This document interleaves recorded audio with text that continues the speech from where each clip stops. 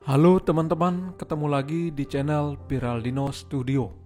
Beberapa hari yang lalu, ada user yang request konten membuat website toko online tanpa coding. Pertanyaan seperti ini memang sering ada, dan wajar-wajar saja sebagai user. Kebetulan user tersebut menjual produk herbal.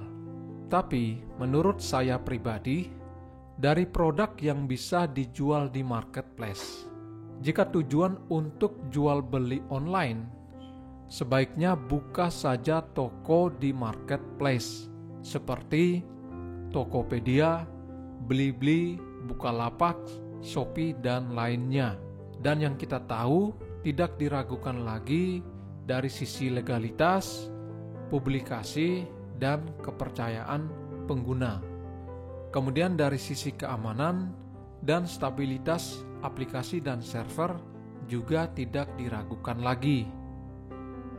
Dan menurut pengalaman saya, calon pembeli pasti lebih memilih belanja di Tokopedia atau marketplace lainnya dibandingkan beli di web toko online dari toko tersebut. Kenapa? Karena selain dari poin yang disebutkan sebelumnya, dilihat juga dari sisi pembayaran, pengiriman, dan asuransi. Sistem pembayaran di marketplace tentunya lebih lengkap, lebih aman, dan terintegrasi. Begitu juga untuk pengiriman dan asuransi. Kemudian, dilihat dari mekanisme transaksi jual beli. Di marketplace, ketika pembeli melakukan pembayaran, uang tersebut tidak langsung diteruskan ke rekening pihak toko, tapi masuk di rekening bersama yang dikelola oleh pihak marketplace selaku pengelola marketplace. Nantinya, ketika barang atau produk sudah diterima oleh pembeli, baru pihak marketplace meneruskan pembayaran ke rekening toko. Jadi seperti itu, teman-teman. Kemudian, bagaimana kalau bangun web toko online sendiri? Kalau mau bangun web toko online sendiri, konsekuensinya adalah harus menyiapkan sumber daya seperti biaya server, biaya domain, biaya petugas untuk mengurusi aplikasi server dan mengurusi maintenance atau perawatan dari aplikasi dan server. Belum lagi urusan legalitas, pemasaran atau publikasi. Walau menggunakan CMS, tetap saja harus siapkan sumber daya untuk mengurusi aplikasi dan server. Aplikasi itu kadang ada saatnya down atau terjadi problem karena sesuatu dan lain hal. Jadi selalu diperlukan monitoring, perawatan, dan pengembangan. Berbeda kalau masuk di skala perusahaan multinasional seperti United Tractor, Trakindo, dan lainnya yang ingin bangun toko online sendiri. Karena perusahaan dengan skala tersebut tentunya memiliki sumber daya yang banyak. Jadi tidak masalah jika ingin bangun web toko online sendiri. Berbeda kalau skala perorangan, tentunya sumber daya terbatas. Atau boleh buat website toko online sendiri tapi hanya sekedar company profile atau identitas tokonya dan informasi produk yang tersedia. Kemudian ketika user mau belanja, ada informasi atau link ke toko yang sudah didaftar di marketplace. Oke, kurang lebih seperti itu. Jika masih ada yang kurang lengkap atau ada masukan, silakan komen teman-teman. Oke, kita balik ke topiknya. Jadi jika ingin bangun web toko online sendiri tanpa coding, apakah bisa? Tentunya bisa. Misalnya dengan menggunakan CMS seperti WordPress, dengan menggunakan plugin seperti WooCommerce, atau menggunakan CMS lainnya. Untuk memenuhi permintaan user tersebut, topik kali ini saya ingin menunjukkan bangun web toko online sendiri menggunakan CMS khusus yang mana diperuntukkan untuk bangun toko online. CMS khusus untuk toko online itu banyak teman-teman, seperti PrestaShop, OpenCart, OS Class, Magento, dan lainnya. CMS biasanya secara default menyediakan template atau tema standar dan juga fitur standar. Jadi tidak semua fitur yang kita butuhkan ada pada versi standar CMS. Dan jika ingin mendapatkan template yang bagus dan fitur yang lengkap, maka harus beli template dan beli modul atau pluginnya. Misal modul untuk kurir JNE, modul pembayaran, dan modul penting lainnya. Oke, kita akan gunakan salah satu CMS e-commerce, yaitu CMS PrestaShop. PrestaShop adalah salah satu CMS open source e-commerce yang populer digunakan untuk membuat toko online. PrestaShop memiliki komunitas terbesar di dunia, khusus didedikasikan untuk open source e-commerce. Hal inilah yang membuat beberapa orang memilih PrestaShop dibandingkan CMS lainnya untuk membangun toko online sendiri. PrestaShop berbasis bahasa pemrograman PHP dan database MySQL. PrestaShop saat ini digunakan oleh kurang lebih 300.000 toko di seluruh dunia dan tersedia dalam 60 bahasa yang berbeda. Oke, itu sekilas tentang PrestaShop. Kemudian, karena teknologi dasar yang ada di PrestaShop adalah CMS berbasis PHP dan MySQL, maka pada server, teman-teman perlu menyediakan aplikasi server seperti Apache, PHP, dan MySQL. Server yang dimaksudkan di sini adalah server online yang ada di layanan search hosting, VPS, cloud server, atau on-premise server. Kemudian sebagai praktek, di sini kita akan melakukan praktek di lokal komputer saja, biar mudah menjelajahi konfigurasi, fitur-fitur, dan penggunaan CMS PrestaShop itu sendiri. Nantinya, jika teman-teman sudah mahir, barulah teman-teman implementasi di server online. Seperti itu. Pertama yang harus dilakukan adalah teman-teman wajib persiapkan web server di komputer teman-teman. Petunjuk instalasi dan konfigurasi web server di lokal komputer sudah pernah saya bahas. Silakan teman-teman bisa nonton videonya di link ini. Di sini server menggunakan Apache, PHP, MySQL, dan PHPMyAdmin untuk mengelola database. Oke teman-teman, kebetulan di komputer saya sudah install web servernya, jadi saya tinggal menggunakannya saja. Oke, jika web servernya sudah disiapkan dan sudah siap digunakan, selanjutnya siapkan direktori project toko online di server. Di sini, yaitu di htdocs. Kita akan buatkan satu direktori, misalnya toko online. Seperti ini. Jika sudah, sekarang kita buka browser. Kita buka menu produk. Kemudian klik menu PrestaShop.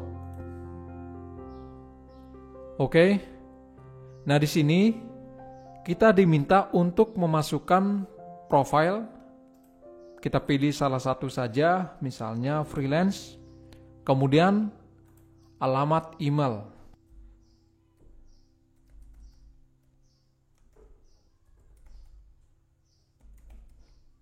Data ini dimaksudkan agar tercatat oleh PrestaShop bahwa kita sebagai pengguna PrestaShop. Kemudian kita centang agreement-nya. Oke, seperti ini. Setelah itu klik tombol download.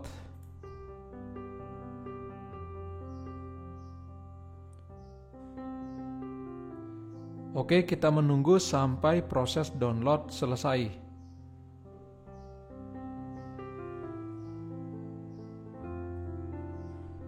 Oke, jika sudah selesai download, selanjutnya kita buka file downloadnya.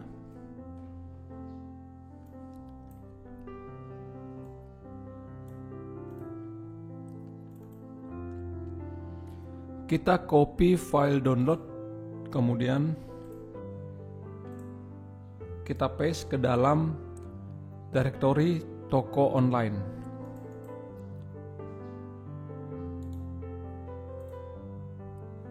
Kemudian kita ekstrak.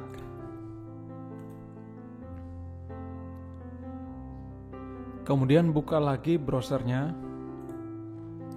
Kita buka tab baru.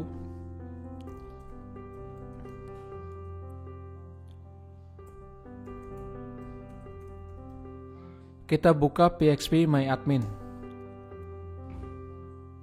Masukkan user dan password database.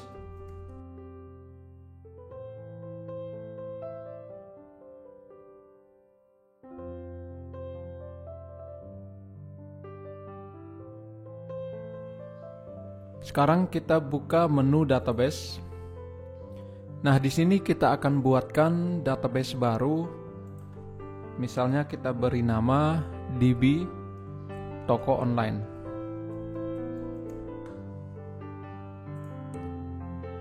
Oke, database-nya sudah dibuat. Kemudian kita akan aktifkan extension INTL. Kita cari INTL.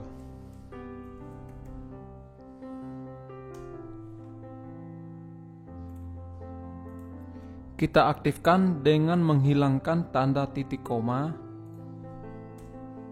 Kemudian kita cari real path.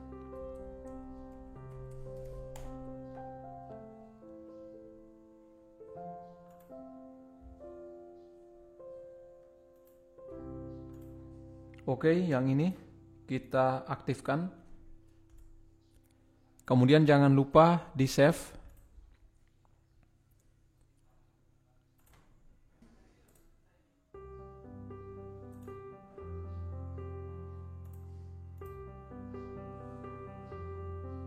Kemudian pada Apache kita buka folder conf, kemudian kita buka file httpd.conf. Kita cari rewrite module.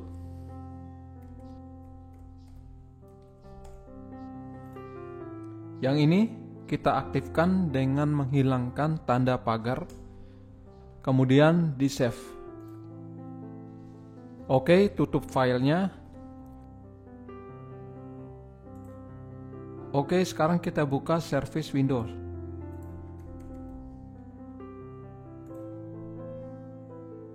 Kita cari Apache, kemudian kita restart.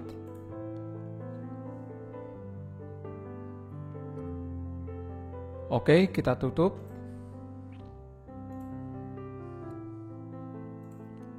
Sekarang kita buka tab baru. Kita buka localhost.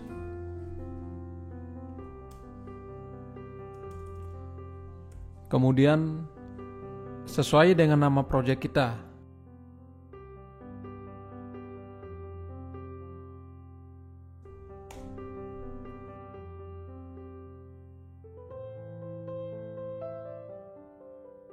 Oke, proses install PrestaShop sedang dimulai.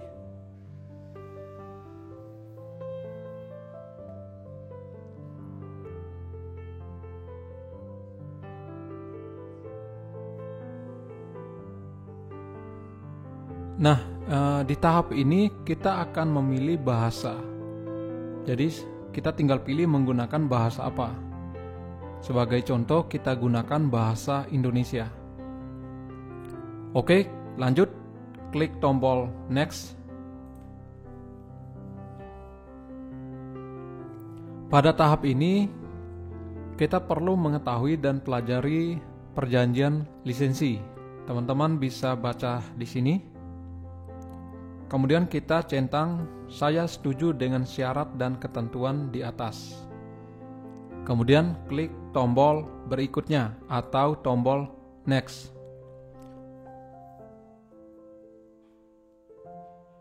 Nah, pada tahap ini kita akan memasukkan data informasi toko. Sebut saja nama toko online. Seperti ini.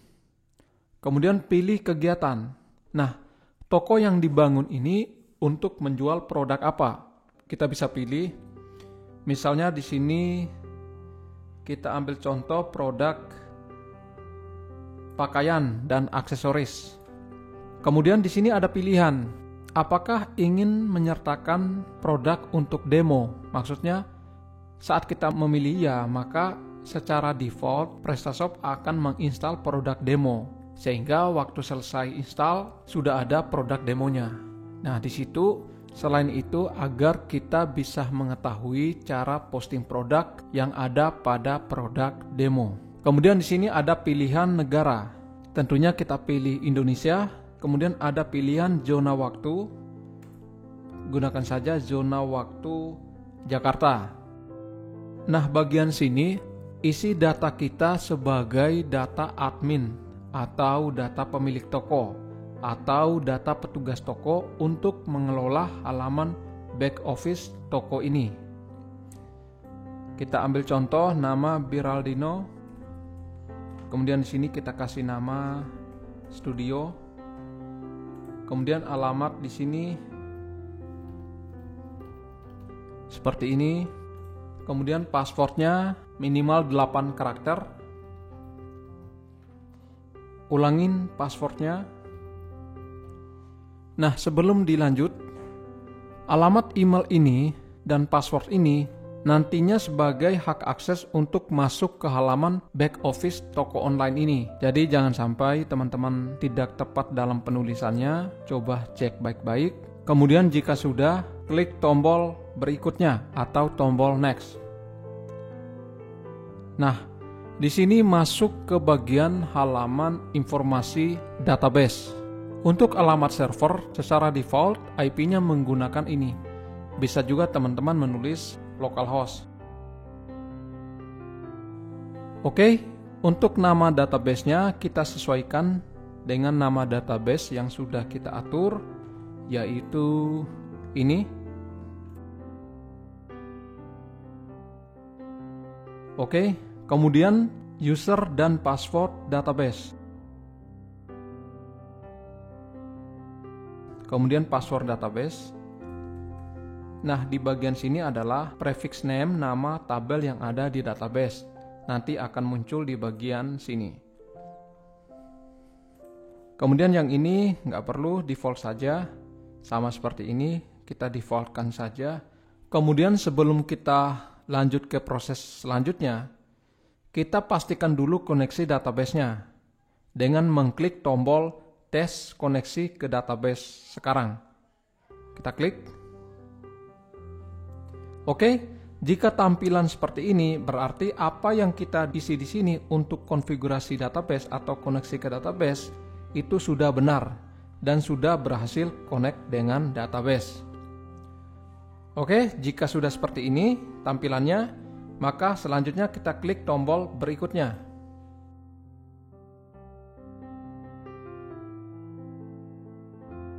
Oke, kita menunggu sampai proses selesai.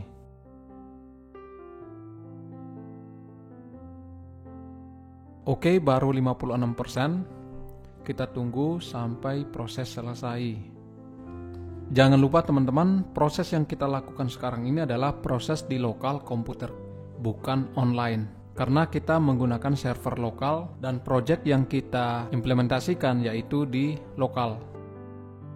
Sekarang sudah masuk ke install template-nya atau temanya. Sekarang sudah masuk ke proses install data untuk demo. Oke teman-teman, proses instalasi sudah selesai. Di sini ada informasi alamat email yang akan digunakan untuk akses halaman back office. Kemudian di sini, saat pertama kali selesai install, kita disuguhin menu back office dan menu front office. Back office ini digunakan untuk halaman pengelola toko online atau pemilik toko. Kemudian front office, halaman ini yang nantinya akan diakses oleh pengunjung atau calon konsumen. Kemudian sebelum kita mengakses halaman back office dan halaman front office, sesuai informasi di sini, kita harus menghapus folder install di project yang kita buat ini.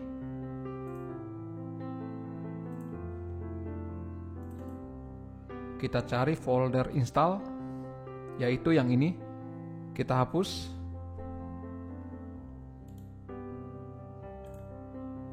Oke, sudah dihapus.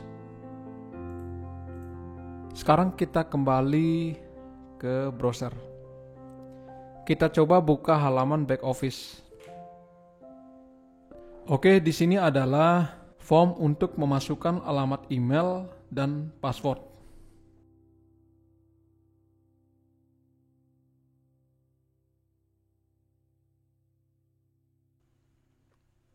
Oke, kita berhasil login ke halaman back office. Nah, ini adalah halaman dashboard halaman back office. Coba kita perhatikan informasi apa saja yang ditampilkan pada halaman dashboard.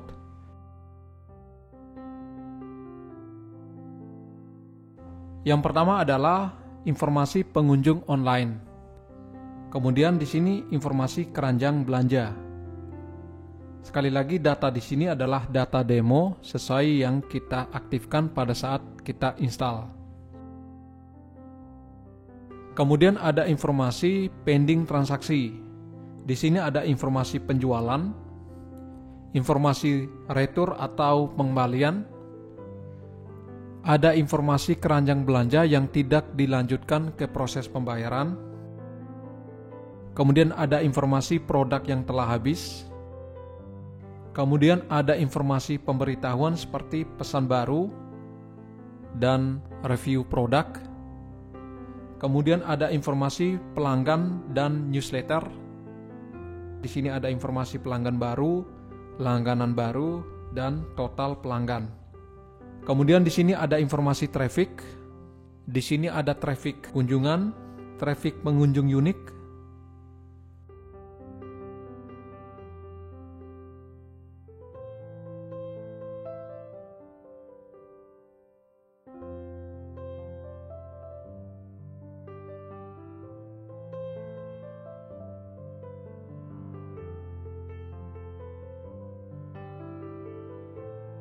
Kemudian di sini ada informasi penjualan terbaru, kemudian informasi produk terlaris, kemudian ada informasi produk yang paling banyak dilihat,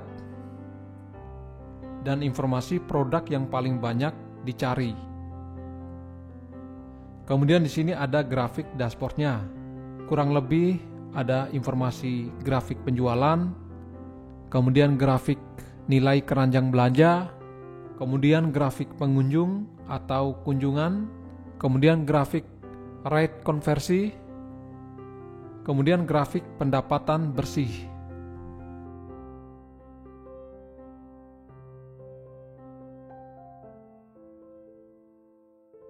Oke, terkait dashboard kurang lebih seperti ini saja. Kemudian di sini juga ada fitur untuk menambah modul dashboard lainnya. Jadi kita bisa menambah informasi apa saja yang akan ditampilkan di dashboard. Oke, sekarang kita masuk, kita lihat menunya apa saja. Di sini ada menu penjualan. Pada menu penjualan ini berisi informasi penjualan, kemudian invoice, nota kredit, nota pengiriman, dan daftar belanja. Jadi seperti ini.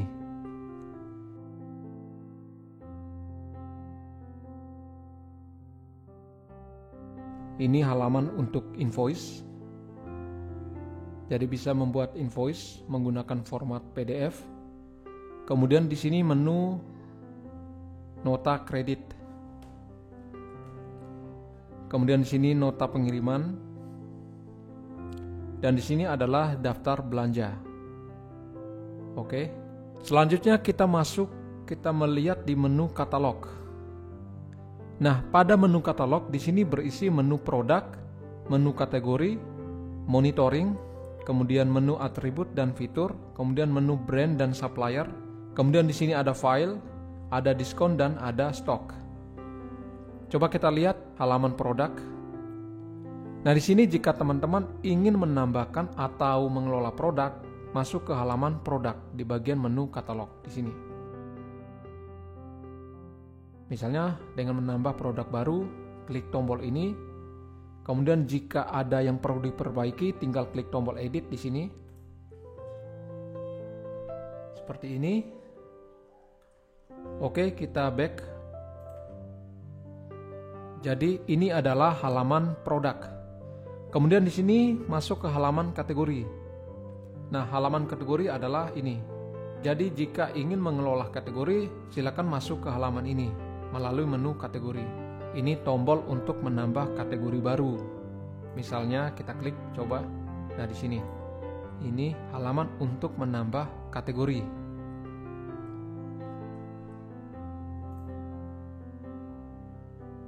Di sini daftar kategori yang sudah ditambahkan. Bisa diedit menggunakan menu ini atau icon pensil. Kemudian di sini ada menu monitoring. Oke, di sini untuk monitoring masih kosong karena belum ada datanya. Oke, di sini bagian atribut dan fitur. Untuk menambah atribut sebuah produk itu menggunakan menu ini, yaitu menu atribut dan fitur. Biasanya sebuah produk atributnya berbeda-beda. Misalnya untuk produk pakaian pasti atributnya adalah warna, ukuran, dimensi. Kemudian kalau spare part pasti tidak perlu ada atribut warna. Spare part biasanya menggunakan part number. Kemudian untuk fitur ada di sini, di menu ini. Ini untuk mengelola fitur pada suatu produk. Oke, selanjutnya kita masuk ke bagian menu brand dan supplier. Ini adalah halaman untuk mengelola brand dan supplier. Ini contoh data brand yang sudah terdaftar. Ini adalah data demo. Kemudian alamatnya ada di sini, di bagian sini. Untuk menambahkan brand menggunakan tombol ini, dan juga untuk menambah kontak brand menggunakan tombol ini. Kemudian untuk supplier masuk ke tab ini. Untuk menambah supplier, teman-teman tinggal klik tombol tambah supplier.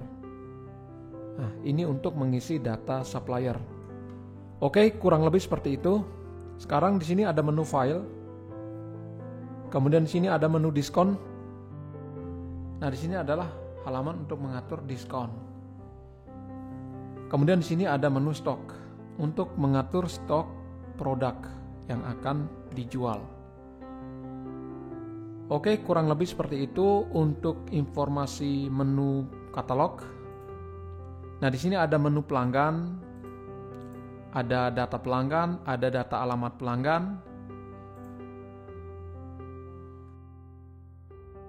Ini contoh data pelanggan. Kemudian ini contoh data alamat pelanggan. Kemudian di sini ada menu untuk layanan pelanggan.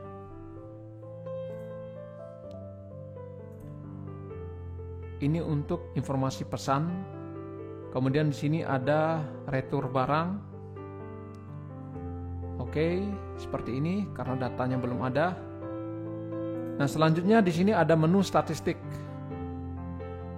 Di sini ada informasi akun pelanggan, asal pengunjung, browser dan sistem operasi, detail produk, distribusi kurir, jumlah tersedia, kemudian informasi pelanggan yang terdaftar, kategori terbaik, katalog evaluasi, kemudian mesin pencari kata kunci, newsletter, kemudian di sini ada informasi pelanggan terbaik, pencarian di toko, produk terbaik, dan lainnya. Kemudian kita masuk ke menu peningkatan atau menu lanjutan. Pada menu ini, untuk mengelola modul atau fitur, misal mau menambah modul atau mengurangi modul pada toko online ini. Kemudian di sini adalah menu desain. Nah, menu desain ini untuk mengelola tampilan halaman website atau tampilan halaman toko yang akan digunakan oleh pengunjung di front office. Kemudian di sini ada menu pengiriman. Nah, di sini modul yang berfungsi untuk mengelola data kurir. Kemudian di sini ada menu pembayaran untuk mengatur cara pembayaran. Kemudian di sini ada menu internasional. Menu ini digunakan untuk mengelola data lokasi, data pajak, data terjemahan. Coba kita lihat data perlokalan. Jadi seperti ini teman-teman. Nah, ini adalah halaman untuk mengelola pelokalan. Kemudian di sini ada menu bahasa untuk mengatur bahasa. Kemudian di sini ada mata uang. Kemudian di sini ada menu geolocation.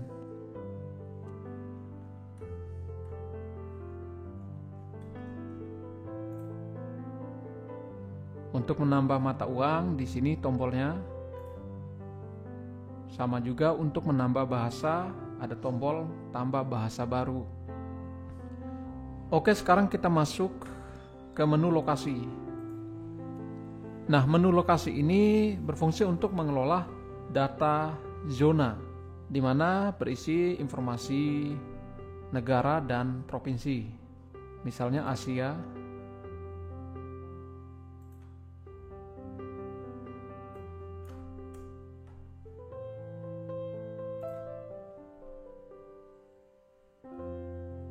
Ini adalah negara-negara yang terdaftar.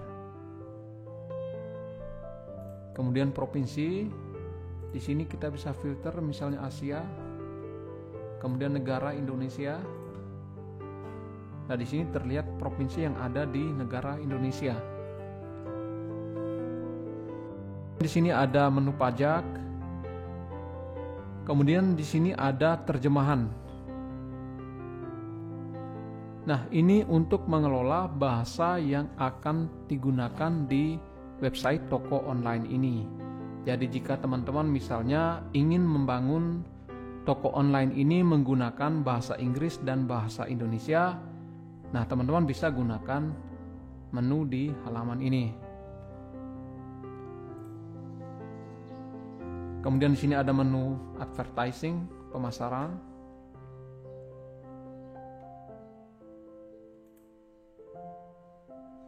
Kemudian di bagian bawah yang paling terakhir di sini ada menu konfigurasi. Di menu konfigurasi ini, di sini kita akan mengelola bagian perawatan aplikasi untuk backup. Kemudian di sini kita atur untuk informasi seperti nama toko, alamat toko, telepon, dan konfigurasi lainnya. Misalnya ini kontak. Kemudian di sini ada informasi umum. Nah, di sini untuk pemeliharaan dan perawatan aplikasi.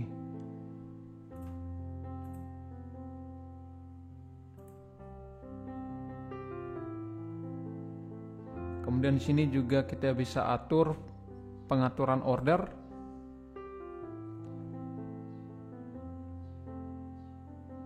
Kemudian pengaturan pelanggan juga bisa kita atur di sini.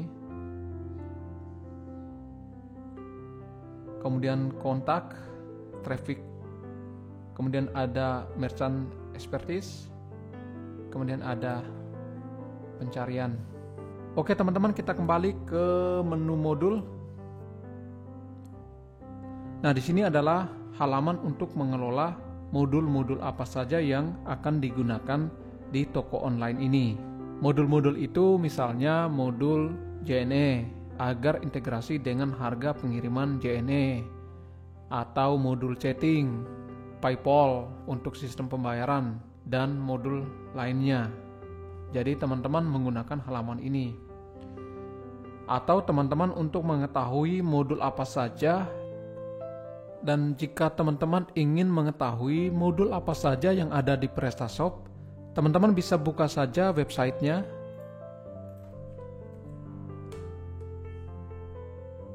Kemudian masuk di menu ini. Nah, di sini ada menu untuk template. Kemudian di sini ada menu untuk modulnya. Nah, ada di sini. Coba kita cari modul apa ya? Misalnya modul JNE. Nah, ada teman-teman.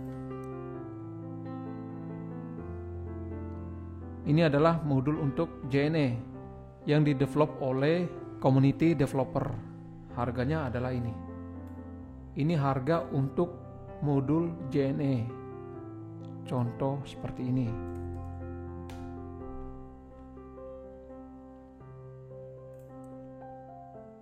Oke, misalnya PayPal, coba kita cek. Ada juga teman-teman, banyak modul PayPal-nya, tinggal disesuaikan kebutuhannya. Coba kita cek Mandiri. Oh, nggak ada. Coba kita cek modul Tiki. Ada modul Tiki untuk ongkos kirim. Nah, teman-teman bisa cari untuk modul apa saja. Coba kita cari modul chat. Ada untuk online chat. WhatsApp ada juga. Jadi teman-teman bisa cari modul apa saja yang ada di PrestaShop melalui halaman ini. Nah, di sini ada untuk template-nya atau temanya. Ada di sini. Teman-teman bisa cari atau sesuai warna di sini, tinggal klik. Tentunya di sini tidak gratis untuk template dan modul. Semuanya berbayar. Jadi itulah perbedaannya. Memang secara default CMS itu gratis dengan tema dan fitur standarnya. Tapi kalau mau lebih lengkap, artinya kita harus membeli tema dan membeli modulnya atau pluginnya. Oke, kita kembali ke halaman back office. Oke teman-teman, kurang lebih seperti itu penjelasan untuk di bagian back office. Agar memahami secara lebih dalam, teman-teman bisa praktek sendiri, menambah, menghapus, mengurangi, tidak masalah. Karena ini masih bersifat uji coba atau bersifat latihan. Teman-teman bisa lakukan apa saja di sini agar lebih memahami apa sih itu PrestaShop.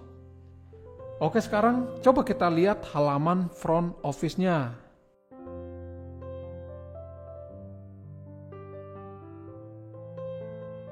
Nah, ini adalah halaman default toko online Anda menggunakan PrestaShop.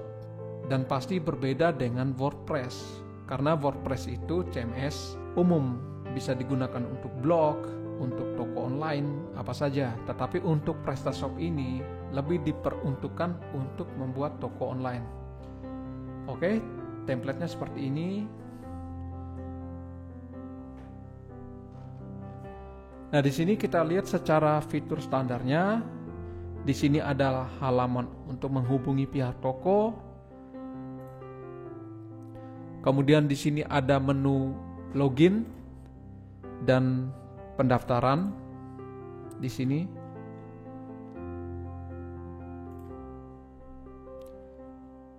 Kemudian di sini ada pencarian produk.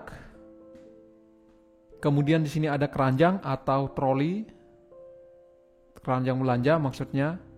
Kemudian di sini ada kategori. Maksudnya kategori produk. Men, woman. Kemudian di sini ada slideshow. Kemudian di sini ada untuk menu berlangganan atau subscribe. Kemudian di sini ada informasi seperti pengiriman barang, kebijakan privasi dan hukum yang teman-teman bisa atur melalui halaman back office. Kemudian data pribadi, kemudian hubungin kami, sitemap, toko, tentang kami, itu teman-teman bisa atur sendiri melalui halaman back office.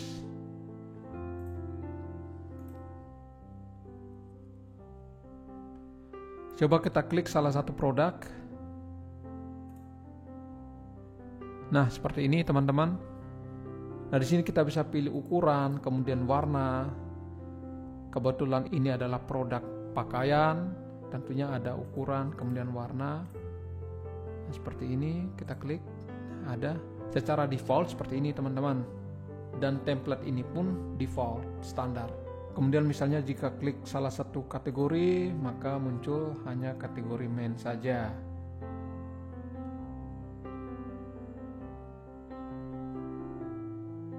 Woman muncul produk woman.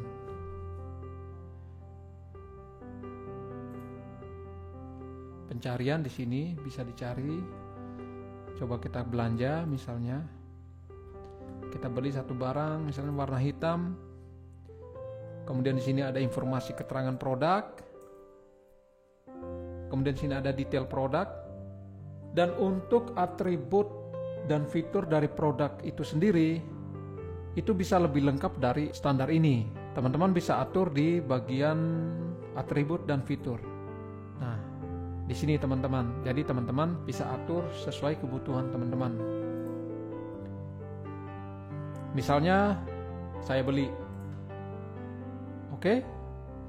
Ini adalah keranjang belanja. Saya coba beli satu barang lagi. Coba kita ke home dulu. Kita beli. Oke. Sudah masuk ke keranjang belanja. Sekarang kita klik saja menu proses pembayaran misalnya. Oke, di sini adalah keranjang belanja atau troli belanja. Jadi tampilan seperti ini teman-teman.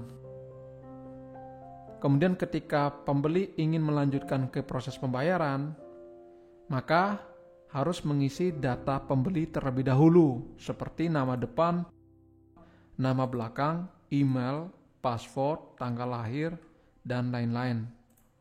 Termasuk nanti isi data alamat, terus pengiriman dan sistem pembayaran.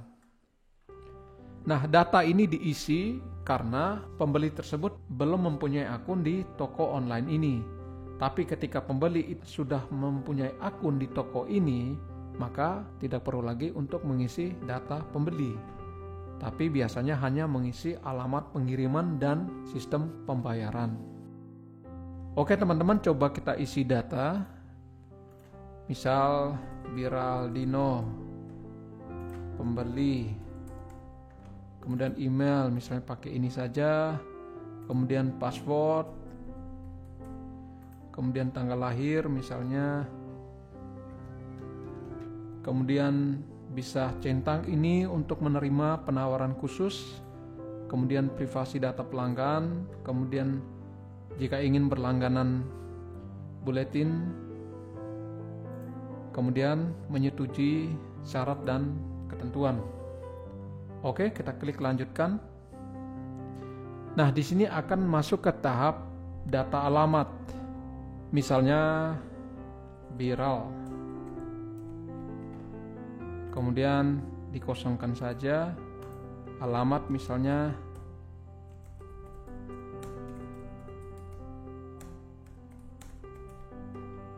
kemudian di sini alamat lengkap, opsional, kemudian kode pos, misalnya seperti ini, kota misalnya Jogja, kemudian provinsi misalnya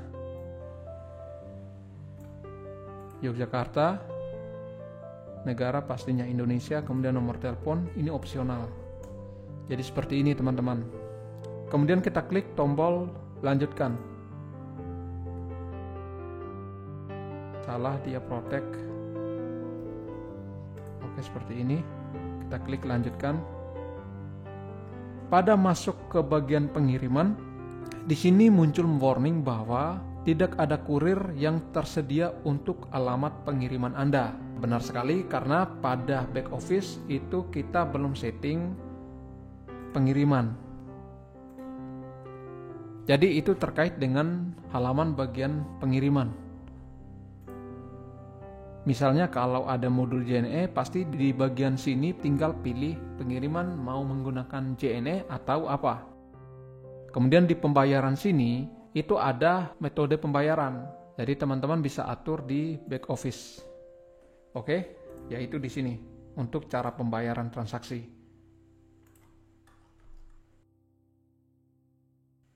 Oke teman-teman, bangun toko online menggunakan CMS PrestaShop kurang lebih seperti ini. Di sini halaman front office-nya, untuk halaman pengunjung atau halaman pembeli, kemudian di bagian back office, halaman untuk mengelola toko online-nya. Untuk versi standar, teman-teman bisa coba-coba sendiri dan nanti teman-teman akan tahu ternyata fitur yang teman-teman gunakan sudah lengkap atau belum. Dan jika dengan fitur standar sudah cukup untuk teman-teman bisa implementasikan PrestaShop ini ke live server untuk membangun toko online teman-teman, tidak masalah juga. Tapi jika fitur standarnya masih ada yang kurang, teman-teman bisa tambah modul sendiri atau teman-teman bisa diskusi dan sharing di komunitas PrestaShop. Di situ akan banyak informasi yang disampaikan oleh sesama komunitas. Jika teman-teman merasa cocok dengan PrestaShop, selanjutnya teman-teman tinggal bisa implementasikan ke server online menggunakan hosting atau VPS atau cloud server atau on-premise server, sesuaikan dengan kebutuhan teman-teman. Projectnya ada di sini teman-teman, di lokal komputer teman-teman. Halaman untuk akses toko online-nya di lokal seperti ini. Kemudian untuk halaman back office-nya, teman-teman cukup melihat directory di bagian sini, kemudian ada directory admin di sini. Nah, ini teman-teman copy saja. Kemudian teman-teman paste ke sini.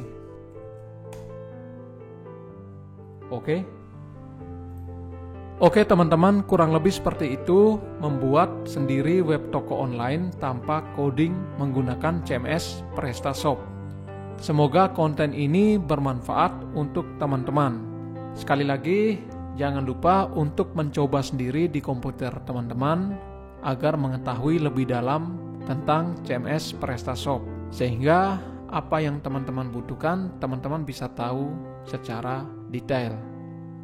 Dan jangan lupa dukung channel ini dengan membagi link konten ini ke teman-teman atau ke media sosial. Dan bagi yang belum subscribe, silakan subscribe untuk mendapatkan informasi topik-topik terbaru pada video selanjutnya. Terima kasih.